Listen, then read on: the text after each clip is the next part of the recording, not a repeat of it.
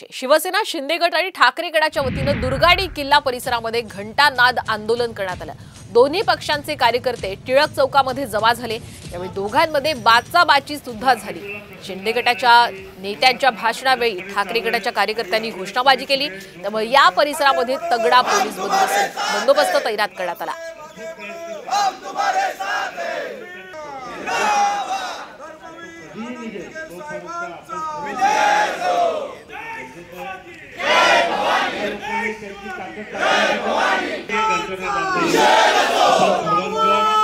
याच विषयी आपण अधिकची माहिती घेऊयात आमचे प्रतिनिधी अभिजित देशमुख यांच्याकडून। अभिजित, आपण पाहतोय कल्याणमध्ये आता शिंदे गट आणि ठाकरे गट पुन्हा आमने सामने आलेले आहेत। काय यावेळी नेमका वाद झालेला आहे?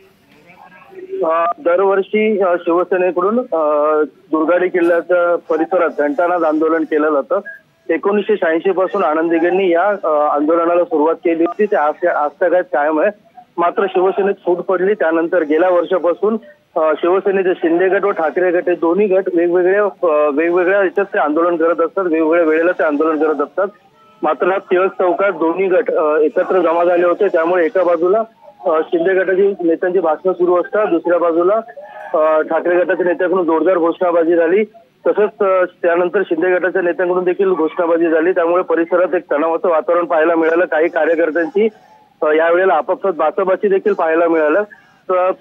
सुदैवाने पोलिसांनी मध्यस्थी केली, तरी हा वाद आता सध्या निवळलेला आहे। सध्या शिंदे गटाचे जे पदाधिकारी आहेत ते लाल चौकी परिसरात घंटानाद आंदोलन करत दाखल झालेले आहेत।